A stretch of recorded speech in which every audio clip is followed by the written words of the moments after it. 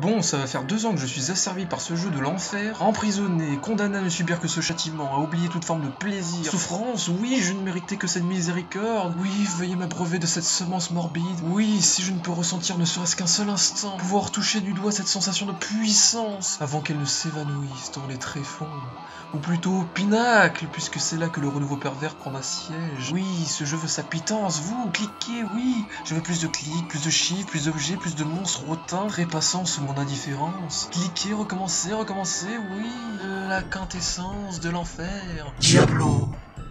Bon, en vérité, ça, c'est pas moi. Mais il y a plein de personnes dont ça a été le cas.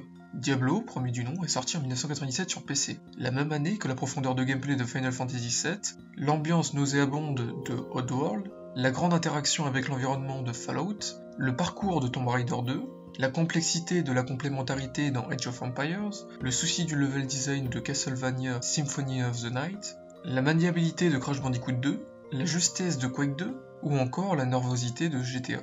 Voilà pour le tableau de bord. Diablo est une œuvre importante dans l'histoire du jeu vidéo. C'est en effet ce jeu qui a popularisé le hack and slash, genre où on massacre des hordes d'ennemis avec un équipement optimisé au poil en utilisant la myriade de loot à disposition vous permettant de devenir toujours plus fort pour humilier toujours plus vos anciens opposants. Parce que oui, c'est ce qu'on aime. Alors si je vous précise tout ceci, ce n'est pas pour faire semblant d'avoir un propos riche alors que je sors juste des informations sans intérêt. Non, c'est pour le remettre en perspective dans son temps et son genre. Je vous prépare tout doucement à flirter avec le blasphème. Oui, j'ai du mal à concevoir l'intérêt du consommateur pour la hack and slash, comme les machines à sous, la cigarette ou les jeux à gratter. Alors certes, j'ai pris des cas un peu extrêmes pour attirer votre attention, mais ils présentent quand même quelques similarités. Je n'ai vraiment pas aimé ce jeu, mais je ne compte pas déverser mon venin, oh que non, juste en parler avec qui veut bien l'entendre. Ce sera négatif, certes, mais pas une diatribe, je vous l'assure.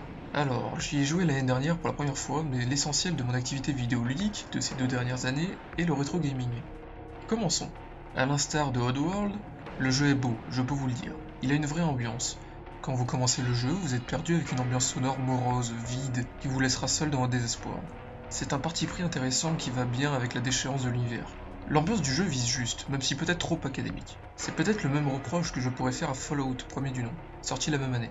Ce n'est pas un problème technique, c'est un problème d'attente. L'univers correspond trop aux attentes. L'univers permet en effet de faciliter le développement du monde semi-ouvert avec des environnements très conventionnels. Pour Diablo, c'est normal. Le but du jeu est de descendre des étages sous un édifice religieux pour aller retrouver Diablo et le tuer. A contrario de Castlevania, chaque étage étant généré aléatoirement, l'époque ne permettait pas au décor de se démarquer. L'aléatoire est néanmoins plutôt bien géré puisque celui-ci est évolutif et a un ensemble de décors pour chaque zone du jeu. Très peu néanmoins. Le jeu est brut, rude, poignant et garantit une bonne rejouabilité.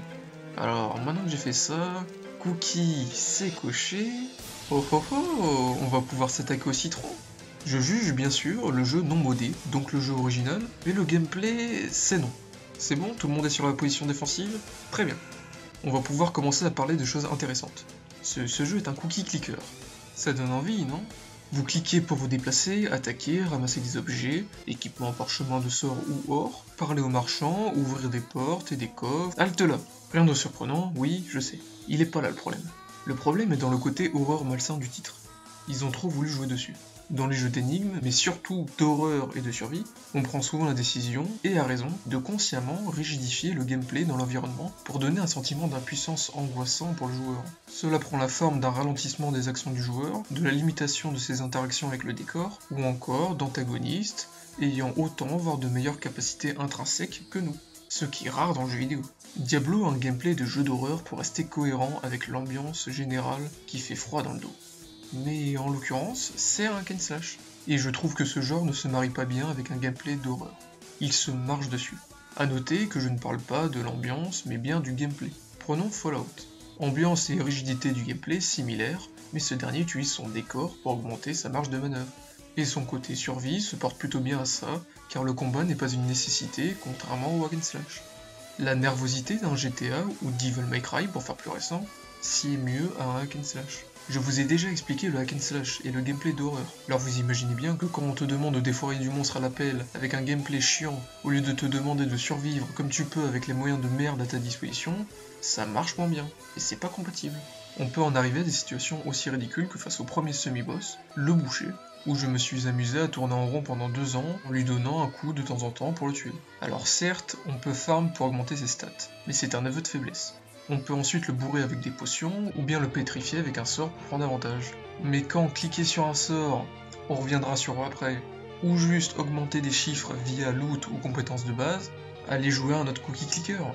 Adventure capitaliste par exemple, c'est pareil, parce que oui, le gameplay mal calibré vous pousse à rester paqué dans le tas sans réfléchir en cliquant massivement sur les ennemis. Déjà, il faut savoir que 3 classes sont disponibles au début, guerrier, archer et mage. Sauf que le guerrier va sur les ennemis et frappe en chaîne, l'archer fait pareil mais avec des clics excentrés pour rester à distance, et seul le mage est digne d'être joué. Chouette! J'adore avoir le choix entre me faire chier ou non. Le gameplay n'étant qu'à base de cliquer rapidement dans le tas et regarder sa jauge de vie de mana pour prendre une potion à temps, nous n'allons parler que des sorts qui ne peuvent être utilisés à leur plein potentiel que par le mage. En théorie. Le mage n'est pas le seul à pouvoir se servir de magie, mais les autres seront résignés à utiliser des sorts de soutien. Parlons donc du système de sorts mal pensé. Seul un sort est actif à la fois, donc on en revient au cookie clicker, mais avec un sort, cette fois-ci. Mais non! Les développeurs ont pensé à tout! On peut changer de sort en cours de combat, donc tout est réglé! Pas vraiment. Il faut réfléchir plus longuement à ça. Déjà, la majorité des sorts ne sont pas complémentaires. Ce sont même souvent presque des clones, contrairement aux combinaisons de materia de Final Fantasy VII, augmentant artificiellement le nombre de sorts. Un materia combiné avec d'autres materia correspond ici à plusieurs vrais sorts. Non mais vous vous rendez compte? Donc, beaucoup de sorts sont jugés inutiles, et on ne va se retrouver qu'à lancer des boules de feu si on ne recherche que l'efficacité. Vous me direz que j'ai quand même dit que certains sorts de soutien étaient complémentaires. Oh mais oui, vous écoutez bien! Sauf que c'est gâcher du mana et l'efficacité de votre boule de feu. Avec en plus des sorts plus contraignants que des potions. Mana et vie. Il y a que ça et vous en avez à l'appel. En même temps, ça peut se comprendre vu que vous êtes obligé de foncer comme un débile. Pour en revenir aux sorts, rien ne vous pousse à faire tourner les sorts, pas même un simple cooldown. Pourtant, le cooldown a apparemment été utilisé pour la première fois 8 ans avant, dans Avalon, The Legend Lives. C'est un MUD, donc un donjon multijoueur textuel. C'est quelque chose qu'aurait pu utiliser Diablo, sachant que Blizzard ne sont pas les derniers pour reprendre les bonnes idées des autres. C'était gratuit ça. On pourrait aussi se demander si c'est le manque de compétences actives simultanées qui provoque cet effet cookie clicker. Mais je pense que c'est un faux problème. Je pense vraiment que le cœur du problème est l'orientation trop forcée du gameplay du jeu selon son ambiance plutôt que son genre. Ça lui donne un charme, certes, mais qui part vite quand voir des chiffres monter ne nous excite pas. On garde le même niveau tout le jeu, seul notre personnage s'améliore. Les nombres sont plus gros, donc la même baisse se voit moins. On ne peut pas vraiment esquiver avec assurance, on gagne quand les nombres ne sont pas assez grands en face, sinon on perd. Je parlerai peut-être aussi un jour du système d'expérience repris à outrance dans les jeux actuels, sans raison valable. En tout cas, pour en revenir au nombre de compétences, quand tu regardes les MMORPG avec leur barre de compétences énorme, avec une trentaine de sorts à l'écran, ça n'empêche pas le tout d'être bien fade. Ça se résume en réalité bien souvent à une roue des sorts que tu vas exécuter en boucle en perdant le moins de temps possible. Le péché mignon du cooldown, résultant en un cookie clicker en ronde.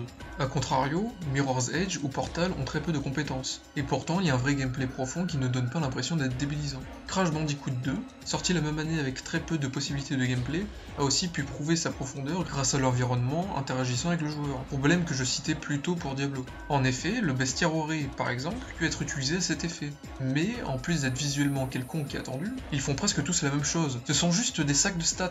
Certes, avoir plus de compétences simultanées comme un mode de Diablo qui passe ça à 2 même si ça n'empêche toujours pas de les spam, ça améliore bien des choses, mais ici, le problème l'inclut, mais plus global je pense.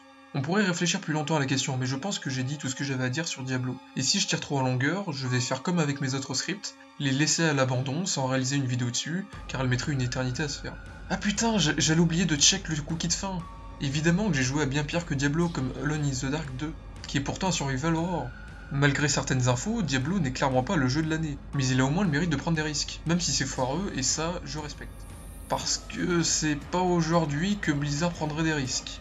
Alors, j'aimerais vraiment que des gens qui aiment le hack and slash m'expliquent qu'est-ce qu'ils trouvent si bien dedans, mis à part ce que j'ai énoncé dans cette vidéo.